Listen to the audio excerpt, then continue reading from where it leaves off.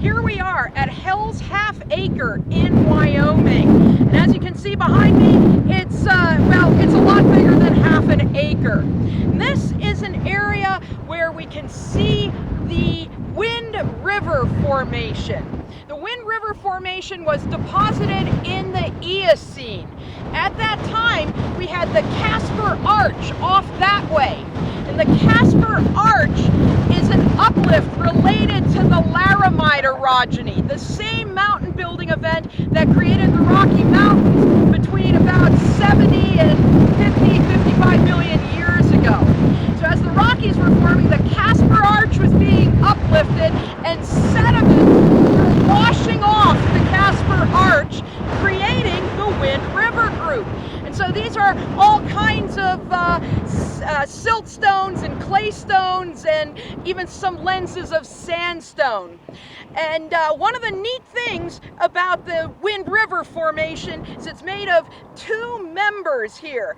The lysite member is what you mostly can see behind me, and then there's a little bit of the Lost Cabin member.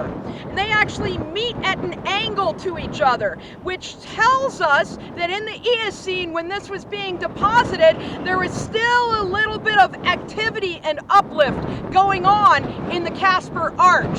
Now, other interesting things about this location is you can really see what's called badlands topography. When fine-grained sediments are weathered, they get these weird spires and things created. And so you get these beautiful landscapes when you have these fine-grained sediments being weathered away by the rain and water.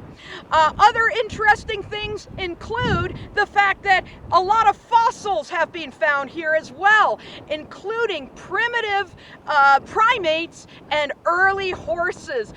Back then, in the Eocene, horses were about this big, the size of my house cat.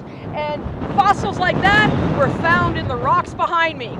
Last little bit of trivia, if you ever saw the movie Starship Troopers that came out back in 1997, this was their filming location for an alien planet.